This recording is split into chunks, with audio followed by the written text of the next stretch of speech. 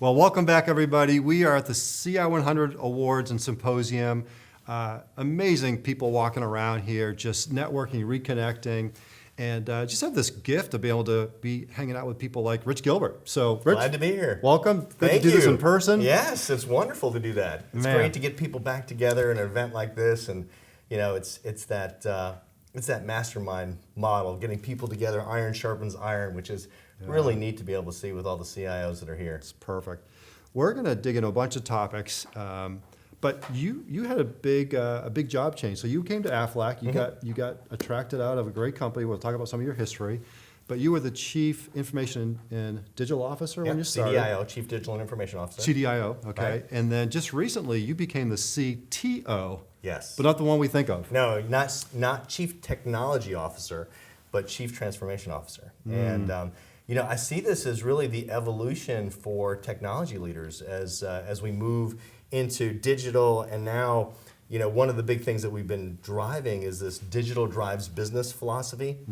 And so with this Chief Transformation Officer, right, the whole point was let's use digital and technology to be able to drive the business. So I've been given the opportunity to own one of our largest P&Ls, Wow. as well as the technology and digital teams, and said put them together to be able to drive results and drive business outcomes. So there's this huge program of change that we're driving, and that's under that that Chief Transformation Officer title, which is really, it's a proof point, right? And so I'm very excited about it because it gives an opportunity to move to a technologist now to a business leader role. Yeah. I love that story, and I think we're going to see more of it, because Absolutely. you see the business end to end. You know the good, the bad, the ugly. Who better to look up and out and anticipate where things are going. So I love that story. I want to go back early in the career. You became a leader early in the journey, back at IBM, right? I did. So you think about leadership then, leadership now. When you think of your people, your up-and-comers, the ones that are differentiating themselves, what does that look like? Is it a mindset? Is it a muscle? How are they showing up different? It's a great question. I can reflect on myself because I had the opportunity to get into management early in my career. So I was 28 years old as a manager at IBM, and most of the people that I was managing were at least 1.5 to 2 times my age, right? And so, and they had training programs and they selected people, and one of the great things about IBM at the time is they had the ability to develop leaders, right? And they looked for characteristics and they looked for your strengths, and then they accentuated your strengths and minimized your weaknesses, right? And so that was one of the things that helped me grow early in my career. But today, the biggest thing for up-and-coming leaders is how do you differentiate yourself, right? And especially if you think about today's environment versus when I grew up in corporate America, everything was in person, every interaction was face-to-face, everything was the opportunity for you to present your brand, help the company move things forward. And as leaders, right, could recognize that and then basically help mentor you and guide you and help steer and navigate your career. Today it's a little harder, right, actually for people because it's virtual and things like that, and not all your work is noticed. You're not always in person. And so, what I look for is people that are willing to step forward. Okay, regardless if it's stepping forward in a virtual environment or physical environment and things like that, because that little bit of effort differentiates people from the others. And it doesn't seem like much, right? But it comes down to good old hard work ethic, right? And it's something that's missing actually. And everybody's trying to find work-life balance, and I 100% agree with that. However, as you're growing your career and as you're coming up through the ranks, there is periods of controlled out of balance, right? And those periods of controlled out of balance are when you have an opportunity that presents itself and you step forward to that. You're going to have a period of time that's going to be challenging, and you're going to have to put in extra time and extra effort, and that's really what differentiates you from everybody else that you're competing with in corporate America. And so that's what I look for. I look for just that little bit of willingness to say, pick me. Right. I'm willing to do some extra work. I'm willing to come in and do something great. And I don't expect it forever. It's really, short periods of time, focused effort, and being able to make that difference. Well, it's working. I mean, you talk about brand. I think of your IT, your digital talent brand there, the kinds of people that you're grooming, developing. Sheila Anderson, Yes, right? just Congratulations. joined us as the new CIO, and so excited to have her join Aflac, and she brings a wealth of talent and experience, and it's just a privilege to have her join our leadership team. Yeah, that made big news. People noticed. Absolutely. You know, as you became the chief transformation officer, bringing somebody like Sheila. Aflac brand, right? 2000, no one knew Aflac. Right. And then there was the duck on the park bench. And wonderful, wonderful advertising campaign. Wow. Genius of our CEO, Dan Amos, right? So, the story behind that is that they were trying to come up with we just changed our basically company name from American Family Life Assurance Corporation. Oh, okay. Shortened it to Aflac, right? And, we brought in advertising agencies, and they were struggling with what's the brand? What do you do with Aflac? And they were like, it just sounds like a duck. We should host a duck on a commercial, and that will be the brand, right? And how many people said that's the stupidest idea I ever heard? But our CEO, Dan Amos, said, no, that's genius. That is genius. People will remember that. Wow. Aflac, right? Absolutely, right? And because people, what is this supplemental insurance? Because we play in a very it's a space that's really required, and it's where medical leaves off, and then you have all these out-of-pocket expenses. And so whether it's for cancer, or critical illness, or hospitalization, that's really where we come in and fill the gap, right? And so it was, how do you get that name recognition out there, and how do you build the brand? And so the duck was a wonderful way to tell that story and communicate that message, and be able to do it in a humorous way, where people could remember, if I'm out of work, or I've got medical issues, or I need extra money because I broke my leg, I should have gotten Aflac insurance. What was that insurance called? Yeah, Aflac. Aflac. Right, exactly.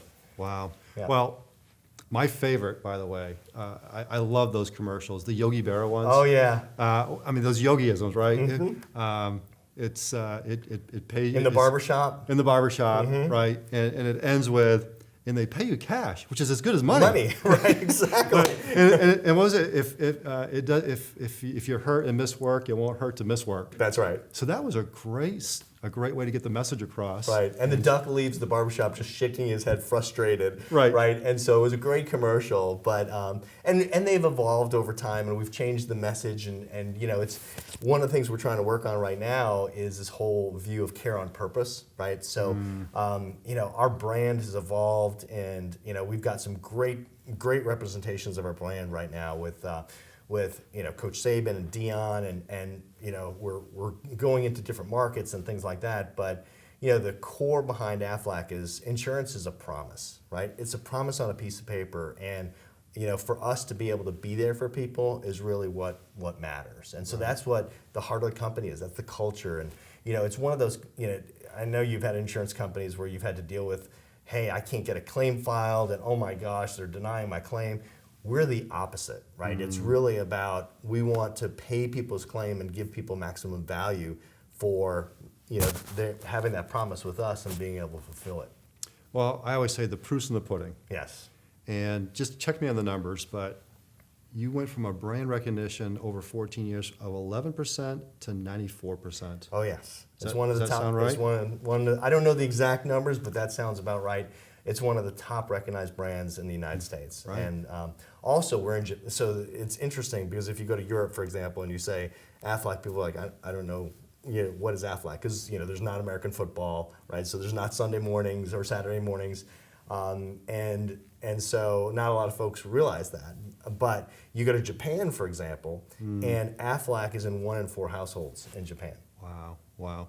You cover like 50 million, you protect 50 million people, revenues 22, 23 That's billion, right. Yep. Fortune 150, yep. Unreal. I mean, that's the proof in the pudding right That's there, right? That's right. No, powerful stuff. I love those expressions. I love the isms. Rich has some great isms. Those expressions you use when you're communicating, coaching, mentoring. Right. Any come to mind? I mean, that's a hard thing to ask somebody, but Oh my goodness. Yeah, I mean, it really depends on what situation we're dealing with, right? We talked a little bit, about some of the challenges and things that CIOs face, and a lot of people when you come into a new company and having to drive change and things like that, one of the things that I start with and something that I've kept for my entire career is this 4-part model around driving vision. So it starts with vision, roadmap, reality, results. Okay, so you start with a vision, and why do you do that? Okay, the most important thing you can do with somebody is get an emotional connection to what you're trying to do. So, for example, when we came into Aflac, or I came into Aflac, and we're trying to figure out, all right, what are we doing around digital transformation? We came up with a strategy called One Digital Aflac, right? And One Digital was simply, let's use technology to make things easier. Easier for our customers to buy from us, Yep. easier for our sales teams to sell, easier for our employees to work, to make it easier for us to fulfill our promise, right? So that vision resonated, and it went from whiteboard to boardroom in 3 months, right? And everybody can get behind it. Hey, why are we doing this One Digital thing? It's really, we're going to use technology to make it easier. Make it easier to sell, make it easier to service, make it easier to work, and that's what we do. it's pretty clear. And so, that's that vision portion. Then you've got to get an emotional connection to people. That's probably one of the most important things, because logical connections make a lot of sense and people can understand, but if you really want to drive change, you've got to drive an emotional connection. So that's why it starts with a vision. And then roadmap is you got to figure out a path to get there. Reality is once you start getting there, you figure out, we don't have the skills, the talent, the resources, and you've got to figure out how do you address that? How do you build a plan to be able to make that happen? And how do you course correct? And then results are, once you've attained some of the results of your project, you've got to be able to talk about it in terms of business impact, right? It's not IT metrics. It's not about technology. It's really about what have you been able to do? How have you been able to service the customer, pay a claim faster? All those things are in the results section. And then you continue to repeat that model. You refresh your vision, you create a new roadmap, you figure out where your reality is, you document your results. So that's one that I've used for years, but I've got lots of others, right? I would love to hear. Now, you made me think of one of your Georgia CIO colleagues, Cheryl Button at Gulfstream. Okay. She's famous for saying, reality trumps intent. Right. I love that. That makes. Yeah, I mean, I'm glad you wanted to deliver results, but I love that cycle. That's that right. Continuous cycle. Any other isms you've been using recently as you think about? Well, here's a couple others, right? When you're driving change, okay, a couple of things.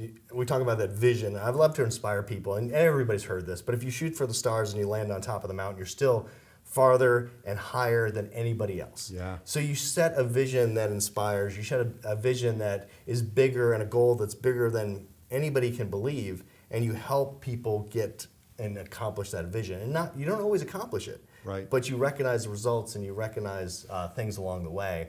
And then anytime you're trying to do something great in any company, okay, you're going to run into glass walls, right? And so glass walls is something that I talk about a lot, and people go like, what's a glass wall? I don't understand, Rich.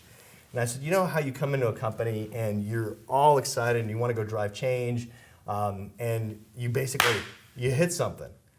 You can't see it, you don't know what it is, but you hit something. It's there. It's there, and it's either process, it's culture, it's it's people, and you hit a glass wall, and that's a cultural resistance to change. Okay, and lots of people hit this glass wall, and they hit the glass wall, and because they're excited and they want to drive change, and they're trying to do things. But what happens is glass walls are self-healing in nature. And if there's only one person trying to break through a glass wall, you can put cracks in it. You can run after that thing 100 times, okay? But every time you step back, it'll reform. So in order to drive culture change, in order to drive process change, in order to drive changes in your company, what you have to do is you have to get more than one person running at that glass wall. Got it. And so you have to build relationships. You have to build a consensus. You have to inspire people to be part of something. And then you get 5, 6, 7, 100 people running against a glass wall, and you break through it. Right. And guess what? Once it's broken, it doesn't reform again, right? So that's it's a change resistance model that you have to overcome, and things that, are there that you can't see, but they inhibit you from success. Right. And a lot of times, inspiring leaders, young leaders, come running in full of energy. They hit the glass walls, and it hurts. And then they back up and they don't do it anymore. Right. Right? And so you got to teach people how to break through glass walls. And last thing I'll tell you, from a rich-ism, I talk about fingerprints a lot. So glass walls, fingerprints, visions, but fingerprints. Okay? What do I mean by fingerprints? Everybody wants to make a difference, Absolutely. right? And everybody wants to feel part of something and do something great. I call that leaving fingerprints. Okay? So when I'm talking to somebody about joining Aflac, I said we're this huge company, but we're small enough that when you come in, you can make a difference. Right. You can leave fingerprints on the organization. What you do matters, and you can drive change, and you can make a difference. So what I challenge people to do is to leave their fingerprints, right? And whether it's driving a new digital experience for a customer, launching a new mobile app, or even moving applications to the cloud that makes it faster and easier to be able to release things so we can deliver more value to our customers in a higher rate and pace. That's all about leaving fingerprints. Right. And there's nothing better than standing back and you saying, and you taking a look at things and you're going, wow, there's a few of my fingerprints on this company. Yeah. And and what you're making a difference for the company, you're making a difference for your team, you're making a difference for your leaders, but most important, you're making a difference for your customers. Right. And so the more you can leave your fingerprints, the more rewarded you feel for your ability to accomplish things. Well, you tie your people to, like you say, back to the vision, the purpose. I mean, That's these right. are families who are probably in a difficult spot That's at right. that time. So That's right. it matters. One of my favorite isms, it's Einstein, right? And he talked about insanity, Okay? right? And he'd always say, doing the same thing over and over again, expect a different result. Right. That's insanity. That's insanity, right? When you tackled this one Aflac digital strategy, and I kind of like, you use the word you drive results, drive change. You're a car guy. I am a car guy. So take us in terms of the story, how you sold the story, the metaphor you used, Right. and ensuring that you didn't follow the insanity methods, right? You thought about this in a different way. Well, yeah, and I've talked about this a couple of times before, but if you're going to go 200 miles an hour in a car, okay, and you're starting with a Honda Accord, it's going to be really, really hard to get there. Right.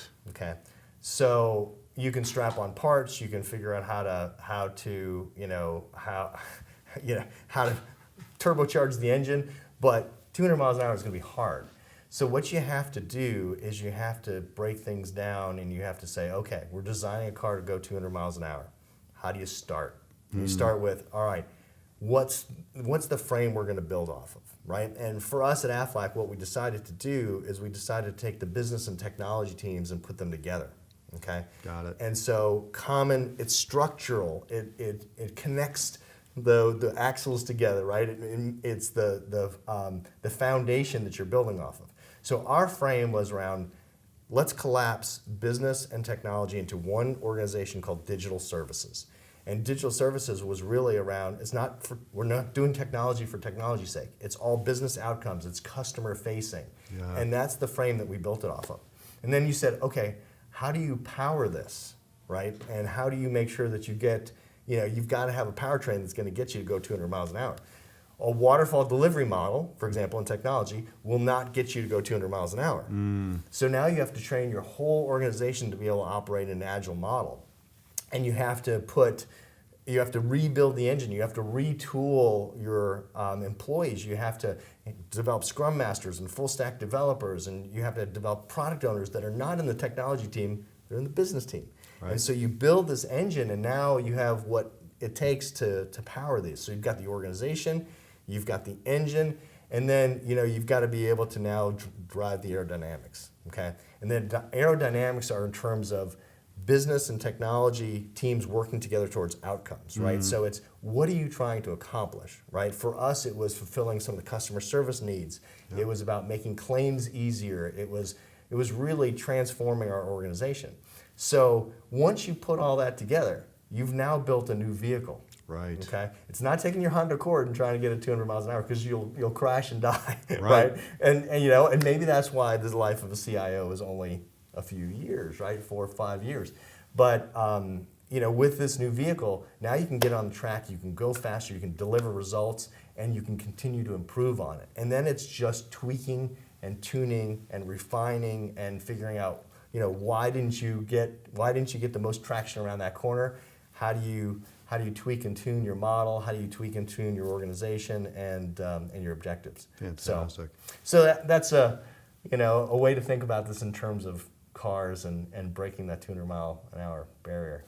I mean, there was a time when we couldn't run a 4-minute mile. That's right. So we figured out how to. I didn't. Right. But you might have. But No. now in that process, you mentioned you did an IT rebrand, right? Yes. And was that important to the journey? In Oh, it terms was of, huge, because you had developers, and you had database administrators, and you had quality assurance and testing, and you had all these different folks that were operating very well within their discipline. Okay, again, that goes to a waterfall model, and there was a big disconnect. There was a huge valley, right? There was no connection between the technology organization and the business. Everything was tech for tech. Right. All right. We were upgrading this data center. We were installing this new network. We were, upgrading this new technology. Had nothing to do with, all right, what are you trying to do from a business perspective, and what outcomes are you trying to drive, right? So first we had to connect those, and the first way to do that was our technology team no longer owns what we work on. Might sound strange, but in an agile model, the business owner, right, becomes the product owner. They're the ones that set the backlog, and you're fulfilling the needs of the business. So automatically you close the gap between the business and technology because you have alignment. Yeah. Right? And so it's very important to have rebranded and saying, hey, we're going to take this whole new digital services. We don't call ourselves IT anymore, right? Right. Our whole digital services was to be able to say, we're going to use technology, we're going to make things easier, and we're going to go drive business results. And what we tried to do is we grounded everything on the customer, right, and our policyholder, and that was the most important thing. So if you look at just some common things, if you looked at our portfolio, right, 4 years ago, it was all tech for tech. Yep. Now if you look at our portfolio, there's no tech for tech. Amazing. Nothing. Amazing. And the tech for tech, you put in the projects. Like, if you're going to build a new customer experience, but if you have to upgrade certain things, you put it in the customer experience, but you don't talk about, hey, we're going to go upgrade the plumbing. Nobody cares about the plumbing. Nobody cares about the pipes. They want the outcome. So this is what we're building towards, and here's the way to get there. Love it. So, Rich, we're here at the Terranea, and we have the mystery question, which gets to be in person. So you got to do that with Ralph Laura's podcast. Absolutely. Enjoyed it. It was so fun. Thanks again for doing that. So I've asked Dave Bess, our buddy from Delphix, to come by. He knows you from a number of companies. He does. So Dave, come on in. Appreciate you stopping by. Hey, man, thanks for having me. Dave Best, Hey, good Rich. to see you. Good to see you. Always a pleasure. Absolutely. Thank you to you and Delphix for letting us use your studio, first of all. This has been great to be in person. Yeah. But you've known this guy for a long time. Help me tease out one of his superpowers. Yeah, so I've had the pleasure of working with Rich and watching his career evolve and taking on higher level roles, big companies, going back to your SunTrust Absolutely. days, with Anil Cherion. And so one thing I've always admired about Rich, and congratulations, by the way. Thank you. Your CIO 100 award for this year. And Orby, too. That's right. Orbeez from big last year That's for right. Georgia CIO. Congrats on that Thank as you. well. On my nomination, I believe. I so. appreciate that. Absolutely. I love it It's a when lot that of work. happens. But I got to catch up with Good Dan. luck, Charm. But so what I have always observed and admired, and it goes where it really stood out to me was the 2016 CIO 100 award, which you and your team at HP Absolutely. took on. And to me, what I observed about you is your grace under pressure, because that was a pressure cooker of a Absolutely. situation, being handed that project with a cannot miss deadline. And so what's kind of the secret sauce for maintaining that leadership grace under pressure would be my question. Oh, that's a great question. That's a great question. And Dave. what was the project? What was the initiative going So on? we were, HP was the largest tech company at the time, and we were splitting it into two parts, HP and HPE, HP Inc. and Hewlett Packard Enterprise. And we had 9 months to do it. And so this was, think about a company of 400,000 people,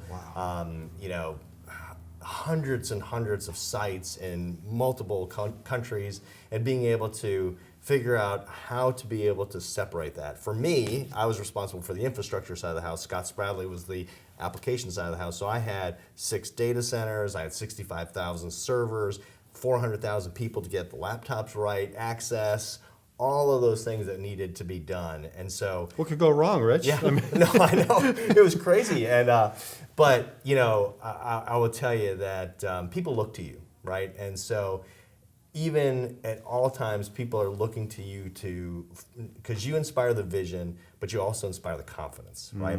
And so people are always looking to see how is this leader reacting under stress? How is this leader reacting under pressure? Right? Does he basically lash out, or does he empower, inspire, and help push through? Right? Or some people actually retreat, right, when they get under a lot of pressure. So for me, it is you basically deflect the pressure from the team, and then give them the opportunity to succeed by encouraging them, but still applying enough pressure to make sure you're still hitting your goals and deadlines, right? So you still have to push, you have to make sure that things happen, and you can't miss in things like that. So you got to make sure that failure is not an option.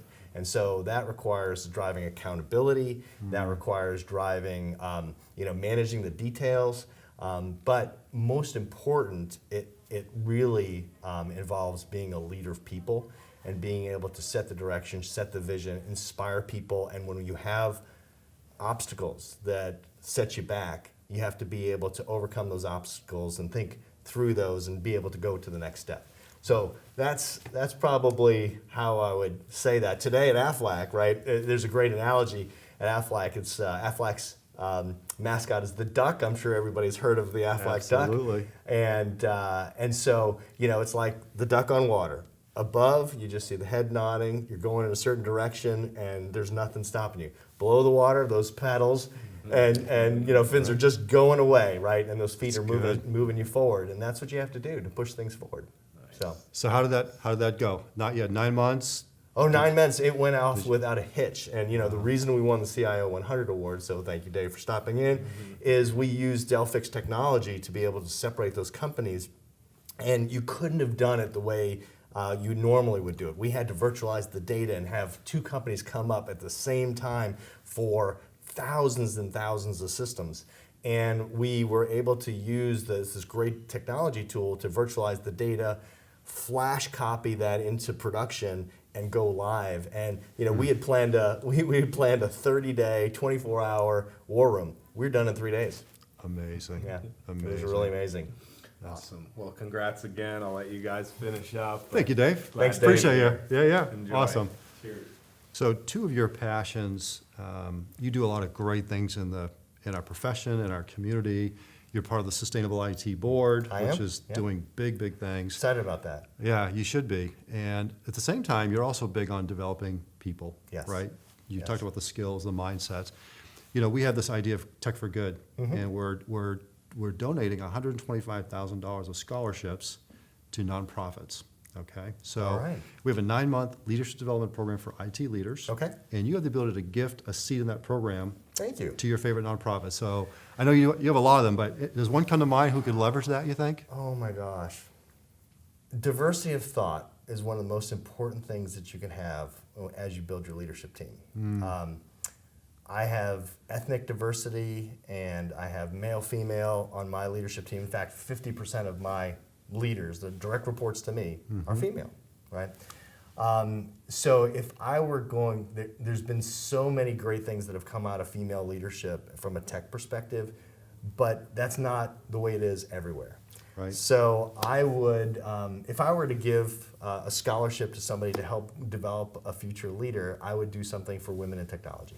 Perfect. And to help grow that brand and to help maybe build the next leader, maybe build the next CIO with that scholarship. Absolutely, absolutely. We will get them on our website. Awesome. And we'll get connected with them. We'll get them plugged in. But this is what makes what we do fun. Right? Yeah, we get absolutely. to do these kinds of things. That's and, awesome that you're doing that. I appreciate yeah, that. It's important. It's give back. It really is. And so, put a big bow on this. I want you to kind of talk about your career journey. You were a tech company, IBM, Yes. SunTrust Bank, Banking, back into tech, back into tech, HP. and then all into insurance. So I've Insurance. kind of had a little bit of whiplash, if you think about it, right? Right. So, So- there's got to be some interesting nuggets. Like, what would you leave with people? What are the learnings? What can you take away from those tech companies that we should be using, Right. maybe in insurance, banking, manufacturing?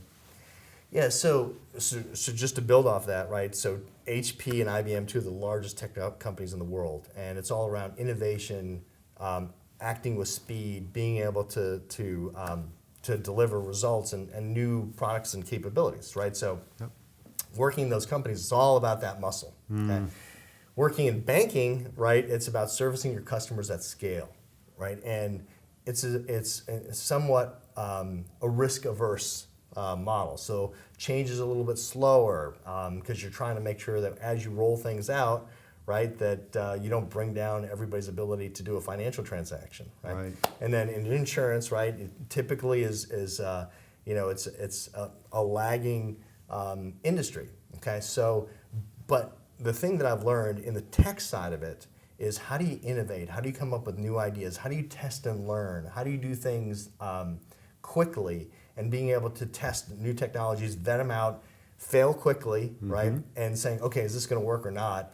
And then apply that to at-scale delivery for an industry like financial services, okay? Right. How do you deploy at scale and being able to make sure that you do it successfully, right? You can't bring down the bank or you can't bring down the insurance company because people are relying on it. So you can't just throw something out there and if it doesn't work, back it out, right? Because people are relying on it. So it's a balance between innovation and, our processes allow for testing and learning and failure in the front end, Yeah. okay, but become progressively more disciplined as you get to the release processes and the agile processes. And, we still want to be able to do massive changes from an enterprise perspective, but we shrink them down now, and we make sure we deploy little things often, as opposed to one big thing and then you bring down the company. So I would say test and learn on the front end, deploy with quality and scale at the back end. That's fantastic. Well, this has been a lot of fun. Yeah. We're going to continue. We're going to have another conversation Perfect. for a blog post that'll come out next week on CIO.com. Okay. And I want to be talking to Rich about what I call the 7 C's of great leaders, okay? I'm intrigued. The great leaders like you, just a little teaser, okay? Do not get distracted by the bright, shiny object. You've already kind of shared that today. But what you do focus on, like a laser, is customer at the middle. You've Customer talked at the about center. that. Culture, build world-class culture. Cultivate, all about the people. Right. Courage. I mean, Yeah. this is not for the faint of heart. It's not. This is hard work. Managerial courage. Change, you've talked a lot about driving change, sustaining change. You're also great collaborators and great communicators. So we'll have some fun talking about those 7 C's. But those are the things that differentiate you all at your level. So we'll see you all Looking back forward here to it. soon. And thanks again, Rich Gilbert from Thanks for Aflac. having me. All right.